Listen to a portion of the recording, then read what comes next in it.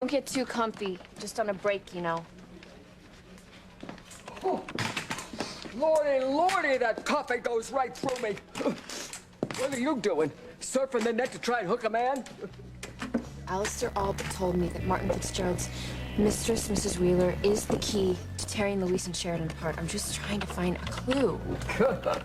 Missy, you're as clueless in cyberspace as you are in 3D. If Alistair didn't tell you about this Mrs. Wheeler, it's because he's got a good reason. I know. That's what he said, but I don't care. I'm sick of waiting for Louise, so if Alistair won't help me be with Marty's father, I'm just gonna help myself. And angels help us all. Evening, all. Hello. Precious. Sorry you couldn't join us for Thanksgiving, Edna. I wasn't invited.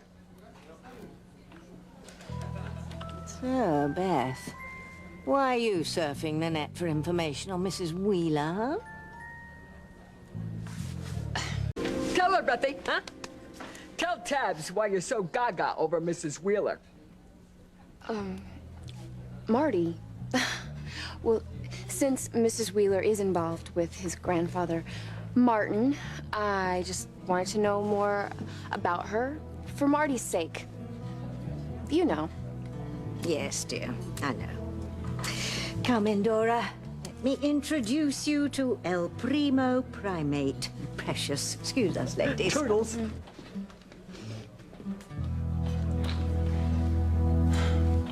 Oh, shoot. I can't find anything on Mrs. Wheeler. And you won't unless Alistair wants you to, which he does not. Hey, Marty, can you say loser? Because that's what your fake mommy is.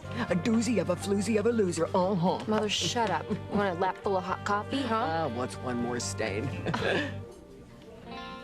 Hey, look. Beth, look. It looks like Tabitha and Precious are really talking to each other. Yeah, you need to switch to decaf. Hey, I'm serious. All right, I admit Tabitha is a bit strange. She did have live turkeys roam around her house at Thanksgiving. Live turkeys.